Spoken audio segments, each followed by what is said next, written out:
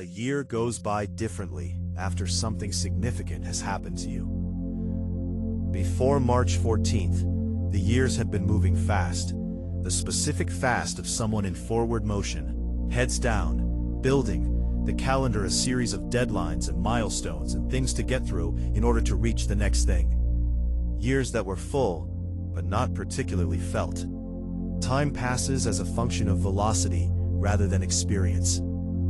The year after the IPO moved differently. Not slower exactly, not the dragging quality of unhappy time. Something more like texture. The year had texture in a way the preceding ones had not. I noticed things. The way the light changed in the corridor in different seasons.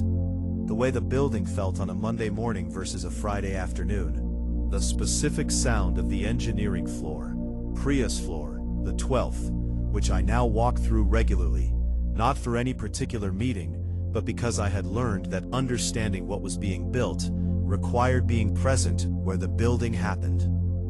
Small things, continuous things, the accumulation of a year of paying attention differently.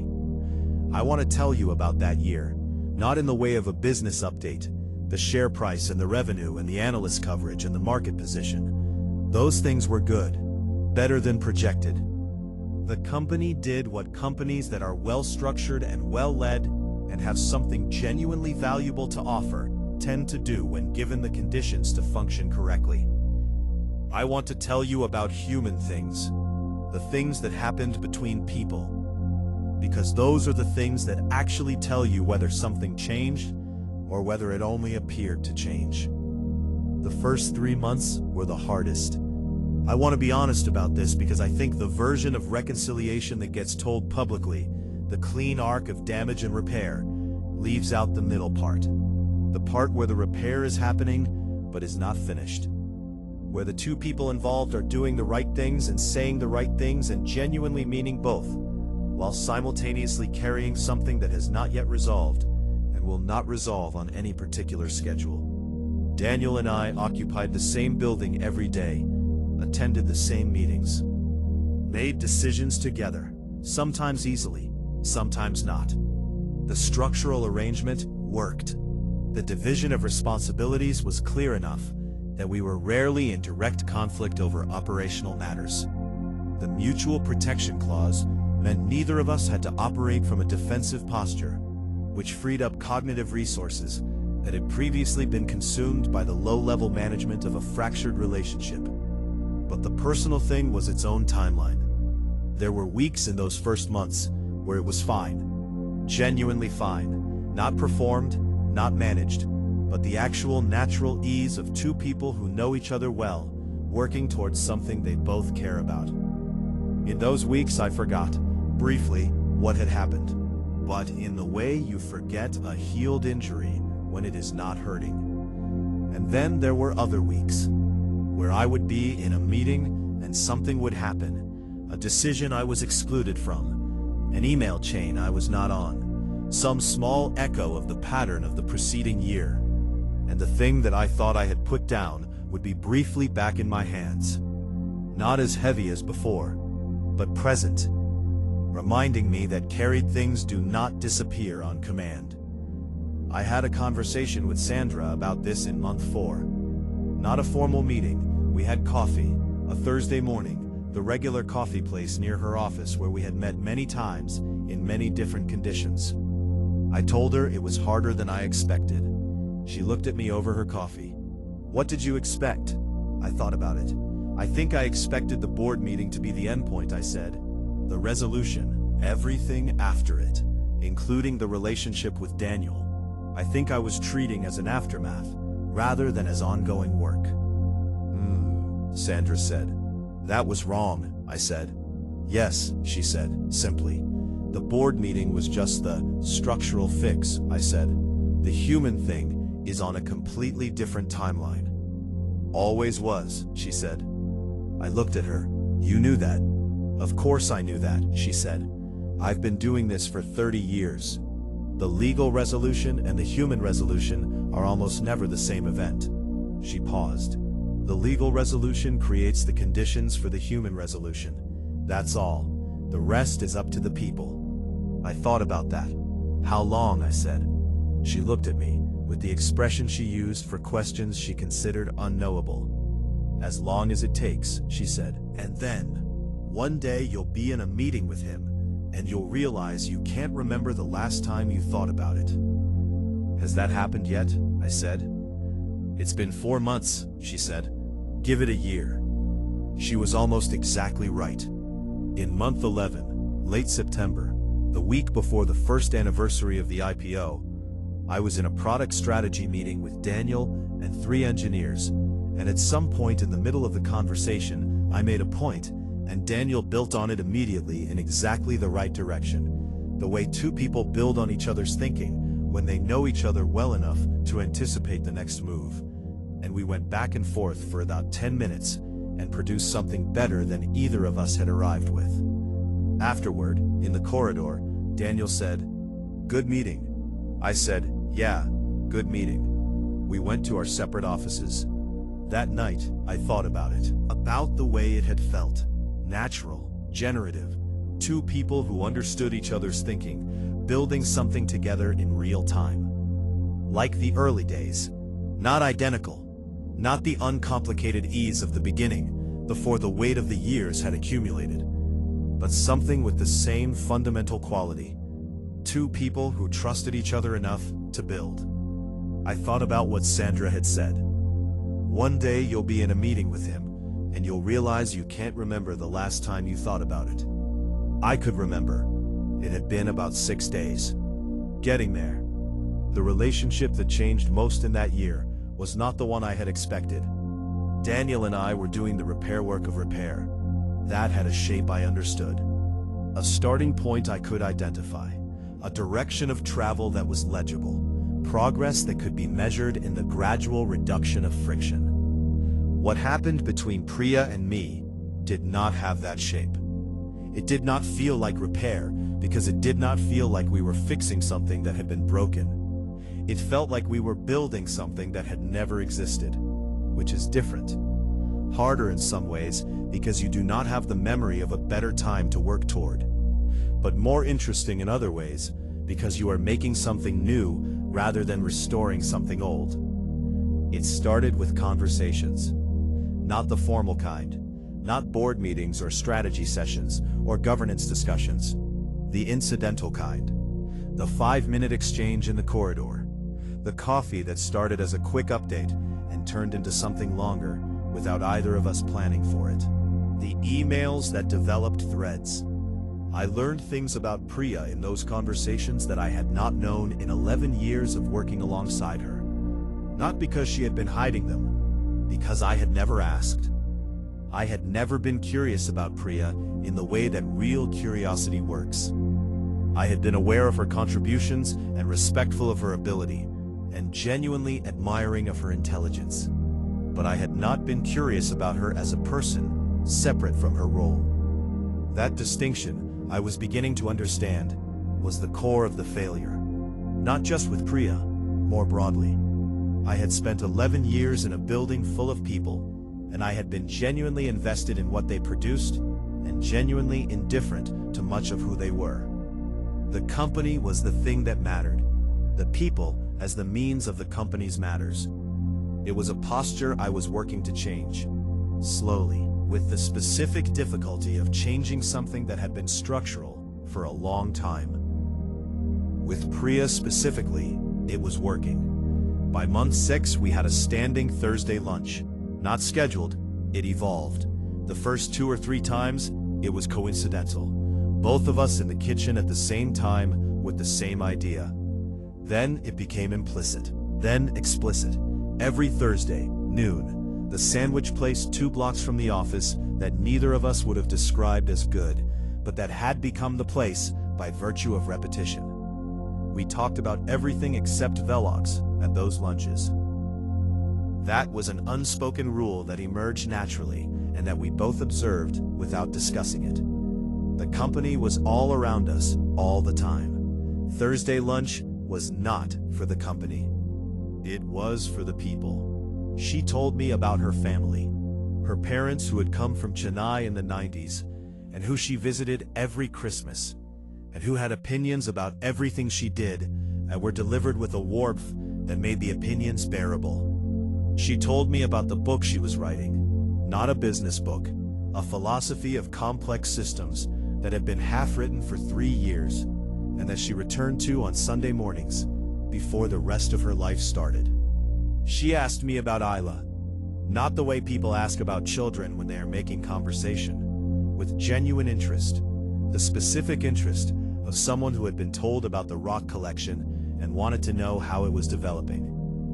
I brought Isla to the office in month 5, on a Saturday when the building was quiet, and I had some work to do, and Isla had expressed interest in seeing where her father went every day. She and Priya spent 45 minutes on the 12th floor. I do not know everything they talked about, because I was in my office, and they were in Priya's, and the conversation was theirs. But when Isla came to find me, she had a look on her face that I recognized. The look she got when she had encountered someone she found genuinely interesting, rather than interesting in the polite way adults perform interest for children. On the drive home, she said, "Priya knows everything about everything." I said, "Yes, she does." She thought about this. Then she said, "She showed me the platform architecture on the big screens. She explained how it works." "Did you understand it?" I said. "Some of it," she said. "The rest I'm going to look up." I looked at her in the rearview mirror, planning to look up enterprise logistics software architecture, because a woman she had met for the first time had explained it in a way that made her want to understand more. "She's good at explaining things," I said. "She's good at everything," Isla said, in the tone of a complete factual statement. I almost laughed. "Yeah," I said, "she is." 6 months after the IPO, Priya presented to the board, not a routine update, a full strategic vision for the next phase of VELOX's development. Where she thought the company needed to go, why, and what it would require to get there. 60 slides, 3 months of preparation. The most complete and coherent articulation of a company's future I had ever seen in a boardroom. She presented it alone. Daniel and I were in the room, but she had asked us not to co-present. She wanted to own the argument completely, to stand in front of the board as the person whose name was on the vision, whose thinking had produced it, whose conviction was behind it. I understood why. After 11 years in the 9th paragraph, it mattered to her to be the first name in the sentence for something that mattered.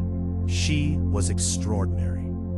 The board, which contained people who had known Priya for years, who had been in hundreds of meetings with her, who thought they understood what she brought to the company, sat through 60 slides with the specific quality of attention that means a room is not just listening, but being changed by what it is hearing. James Whitmore, who was not a person given to visible emotion in professional settings, said at the end, "This is the clearest picture of where this company is going that I have ever seen presented in this room." He meant it. You could hear that he meant it. The strategy was approved, unanimously. The budget she had requested was granted. The corporate development mandate she had asked for was formalized. Afterward, in the corridor, I found her. "That was exceptional," I said. She looked at me, considering whether to deflect. She had a habit of deflecting direct compliments, batting them sideways into modesty. I had noticed it. It was one of the things I had been watching over the year. She did not deflect. "Thank you," she said, simply, "the way you accept a compliment when you have decided you are allowed to receive them." "How long have you been building that?" I said. "The formal version? 3 months, she said. "The thinking underneath it?" She paused. "A while." I smiled. "Of course." She almost smiled back. Then she went back to her office and got to work. Sandra Voss received a bonus in year 1 that she described to her husband as aggressively generous.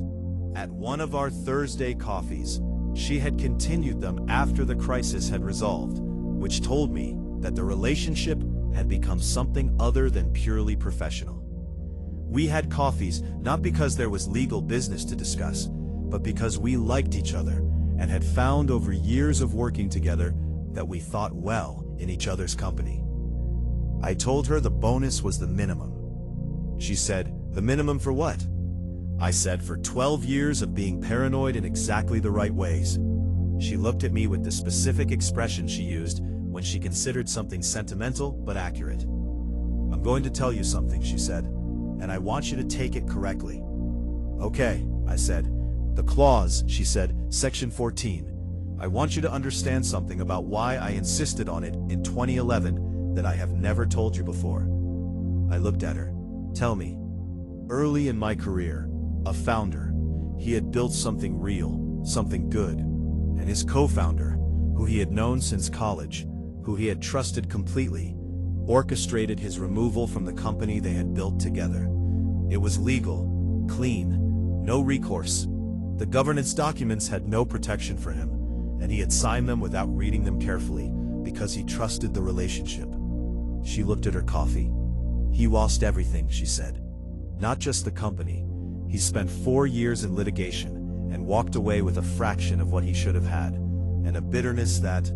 She paused. "He never built anything again." That was the part that stayed with me. Not the money. The fact that someone who had the capacity to build things had been so thoroughly damaged by the experience that he stopped. She looked at me. "When you walked into my office in 2011, I saw someone with that capacity," she said. "The kind that makes things that did not exist before. And I thought, I am not going to let that happen to this one." I sat with that. "So Section 14 was insurance," she said, "against the worst version of the worst thing that could happen, which did happen, and which the clause addressed." A pause. "Gerald told you I was paranoid in exactly the right ways." The right ways in this case meant that I had seen what happens when the paranoia is absent. I looked at her. The woman who had written a clause 12 years ago to protect a founder she did not yet know from a betrayal she could not have predicted specifically, but had understood was structurally possible. "Thank you," I said, for the second time. The first had been in the kitchen the morning after the board meeting. This time she received it differently. Not the brief acknowledgement of someone in the middle of important work. The version that recognized the weight of what was being thanked. "You're welcome," she said. We drank our coffee. The city outside going about its business.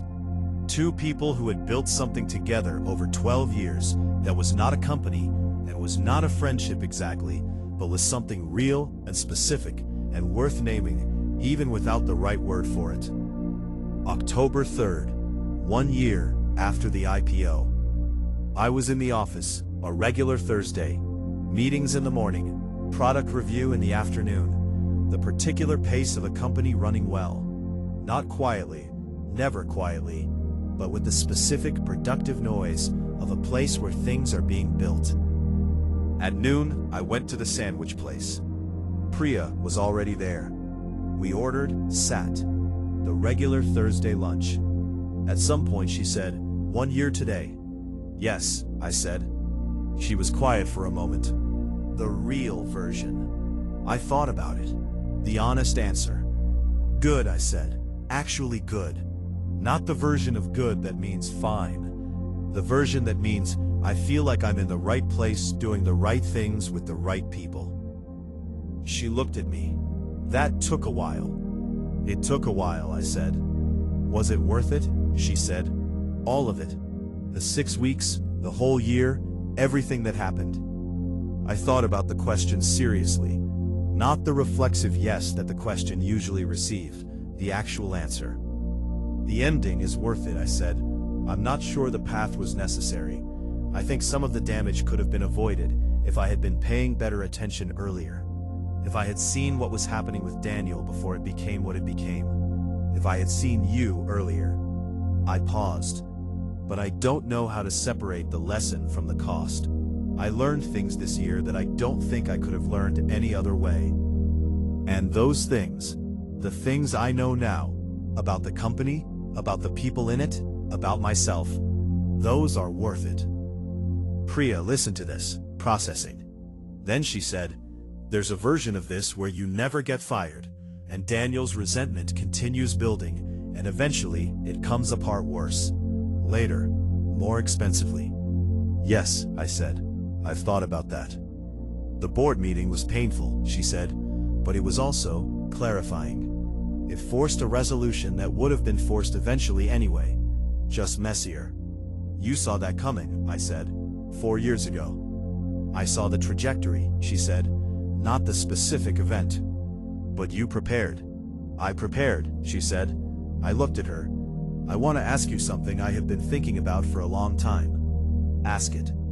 "When you were building the position," I said, "the 4 years of acquiring quietly, did you ever think about telling me? Not about the shares specifically.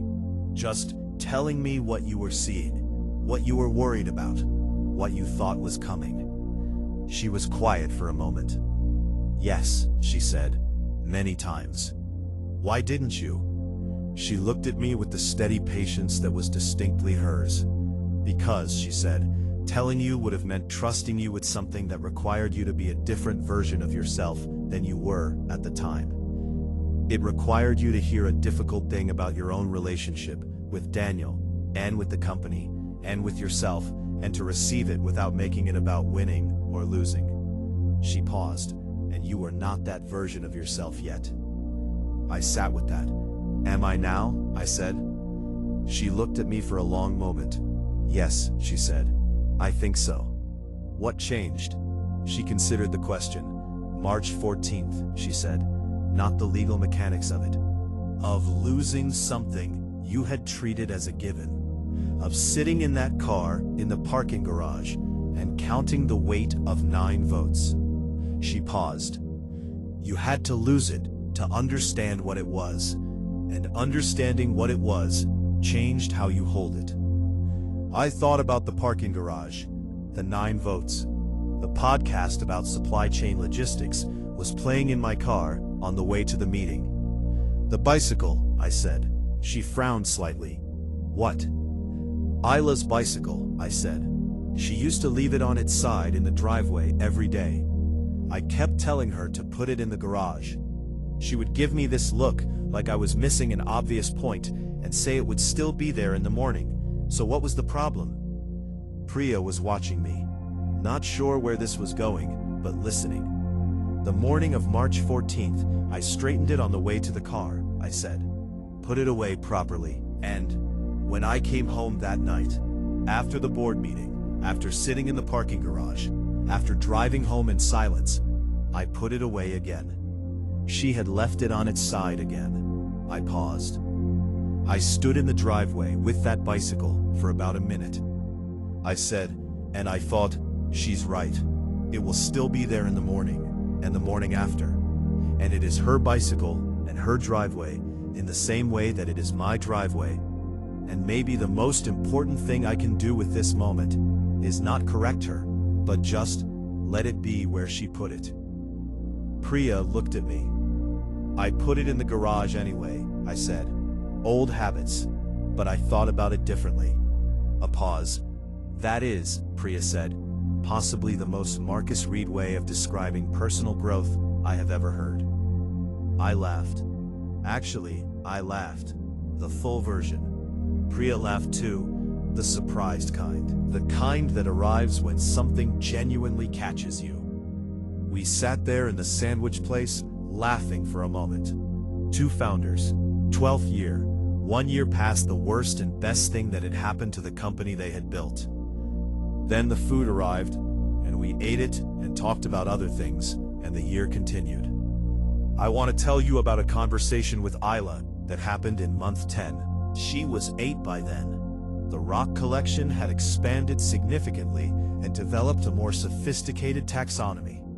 She had started keeping a journal of observations about each rock, where it was found, what it looked like in different light, and what she thought it might be made of. She had done research, actual research, in children's geology books and on websites I had approved, about rock formation and mineral composition. I had bought her a proper geology kit, a small hammer, a loupe, and sample bags. The kind of kit that said, "I see what you are building, and I take it seriously. She had received it with the expression she reserved for things that were exactly right. On a Sunday evening in month 10, we were at the kitchen table. She was working on her journal. I was reading something. Work adjacent. Always work adjacent. The habit of 11 years not entirely broken. She looked up from her journal. "Dad," she said. "Yeah," I said. "Are you happy now?" I looked up from my reading. She was watching me with the direct, clear attention she applied to things she actually wanted to know. I thought about the question, the honest version. "Yes," I said. "More than before?" she said. "Before everything happened?" I thought about it before. The forward motion, the velocity, the years that were full but not particularly feel. "Different," I said. "I think I'm more present now. Before I was happy in the way of someone who is moving too fast to notice whether they're happy. Now I notice more." She processed this with the judicial thoroughness she applied to things she was not entirely sure about. "Is that better?" she said. "I think so," I said. "You think so, or you know so?" I looked at her. 8 years old, asking me to be precise. "I know so," I said. She nodded, went back to her journal. I looked at her, bent over her work. The careful handwriting, the small, serious face, the particular quality of attention she brought to the things she cared about. She had been bringing that quality of attention to things she cared about her whole life. I had been present for it selectively, intermittently, when the company allowed it. The company would always have demands. That was the nature of it. I was not going to become someone for whom the company was secondary. It was too much a part of how I existed in the world to step back from it into something more balanced. That was not the version of myself that was honest. But I was going to be present for the rock journal, for the taxonomy, for the Tuesday afternoons and the Saturday geology kit expeditions, and the kitchen table conversations where a child asked her father whether he was happy now and expected a real answer. That was the change that was actually real. Not the boardroom, not the legal documents, not Section 14 or 40 pages with Sandra's name on the cover. The capacity to notice, to be where I was when I was there. The thing that March 14th had broken open. The thing that 42 days of silence had made room for. I picked up my reading. Isla worked on her journal. The kitchen was quiet, and I was present in it. VELOX Technologies in year 2 was a different company from the one that had walked into the NYSE on a Tuesday morning. Not different in the ways that matter to analysts. The financials were strong. The growth was tracking. The product roadmap that Priya had presented to the board was executing on schedule, with the specific methodical progress that comes from a technical strategy built on a genuine understanding rather than aspiration. Different in the ways that matter to the people inside it. The culture had shifted. Not dramatically. Cultures do not shift dramatically. They shift in the accumulation of small signals. The things leadership does and does not do that communicate what is actually valued. What had shifted was visible if you knew where to look.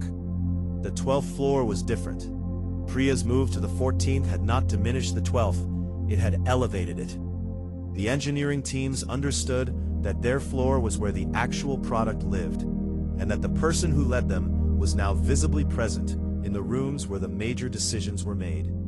The connection between what was being built and why it mattered had become more visible. People on the 12th floor talked about the strategy differently. Not as a document handed down from the executive floor, but as something they understood the shape of and could connect their daily work to. Daniel had built something on the operations side that I had been watching with genuine admiration. A management development program. His idea, his design, something he had piloted quietly in one team and then expanded when it worked. It identified people in the middle layers of the organization who had leadership potential that was not yet being developed and gave them structured support. It was not a glamorous initiative. it did not generate press. It was the kind of work that Daniel was actually best at: operational, systematic, designed to run without requiring his ongoing attention once it was established. I told the board about it in a quarterly review, made sure Daniel's name was attached to it clearly. He found out I had done this the following week. He came to my office, stood in the doorway. "You didn't have to do that," he said. "I know," I said. He looked at me. "Thank you," he said. The same 2 words I had said to him in the boardroom when he apologized. Return now with the same weight. The specific weight of acknowledgement between 2 people who had decided to keep choosing reconstruction. He went back to his office. I went back to mine. I want to end with something small. 6 weeks after the IPO anniversary, I was in the office late. One of those evenings that happen occasionally. No particular crisis, just work that had accumulated and needed attention, and the evening being the quietest time to give it. Around 7, the building was mostly empty. The engineers on 12 stayed late in their particular absorption. The executive floor is quiet. I was in my office, working through a document. The Austin evening outside the window doing the thing it did, the light changing, the city settling into its night rhythm, the skyline that I had watched change for 12 years, continuing to change. I heard footsteps in the corridor, then a knock on my door. I looked up. Priya, still in her work clothes, laptop bag over one shoulder, clearly on her way out. "Still here?" she said. "Still here," I said. She looked at me, then at the document, then at the window. "Come on," she said. "Where?" "Dinner," she said. "I'm not going home to eat alone, and you are clearly not going home to eat anything." This was true. I had been meaning to leave for 2 hours. I saved the document, closed the laptop. Maria was gone for the night. The overnight security guard at the desk, a man named Patrick, who had been with the building longer than VELOX had occupied it, who nodded at both of us as we passed. Outside, the Austin evening, warm, the way Austin evenings were warm, even in October, the specific warmth of a city that had not fully accepted that summer was over. We walked to a restaurant 2 blocks away, one we both liked. I had been to them separately many times, had not, until that evening, been together outside of a work function. We sat, ordered, talked about things that were not VELOX, her parents who were visiting the following month, Isla, who had recently graduated from the rock journal to a genuine field notebook that she carried in a small backpack on weekend explorations. A book Priya had been reading that she thought I would hate, but was recommending anyway because hating a good book was better than not encountering it. At some point in the middle of dinner, she said, "Do you remember what I said to you in my office, the day Sandra told you everything?" I thought back, a year ago, the 12th floor, the photograph on the corner of the desk. "You said a lot of things," I said. "I said," she said, "that I hadn't decided yet whether you were worth keeping." I looked at her. "I remember." "I've decided," she said. I looked at her across the table. The expression, the 5 simultaneous things, but I'm familiar now, readable now. "And," I said. She picked up her water glass. "You'll do," she said. The specific Priya version of the highest compliment. Delivered in the specific Priya register of understatement as warmth. I picked up my own glass. "Likewise," I said. We ate dinner. The city outside continues to be itself. The buildings continue to rise. The skyline continues to change in the incremental way that skylines change. Slowly, in the accumulation of many small additions. Until one day, you look at it and realize it is not what it was and has become something larger. Like most things worth building. 12 years, 3 founders, 1 company, 1 paranoid attorney with a 12-year-old clause in the 4th cabinet from the left. 1 daughter with a rock collection and a field notebook, and the particular wisdom of someone who had not yet learned to be complicated about simple things. 1 corridor with morning light that turned gold for 40 minutes every day. One folding table above a dry cleaning shop where 3 people sat and believed in something that did not exist yet. Everything. Abstain. And one thing I understood by the end that I had not understood at the beginning. The loudest person in the room is not always the most important one. Sometimes the most important person is the one who has been quietly building the net, waiting for you to need it, and not saying a word. The end. Marcus Reed serves as Executive Chairman of VELOX Technologies. Daniel Cross serves as President. Priya Nair serves as Chief Strategy and Technology Officer. Sandra Voss remains outside counsel. She has already drafted the clause for the next company, just in case. Isla Reed, age 8, has identified 47 distinct rock specimens and is currently working on a paper, her word, about the geological history of the creek behind her school. She leaves her bicycle wherever she wants. Her father has stopped saying anything about it. Mostly.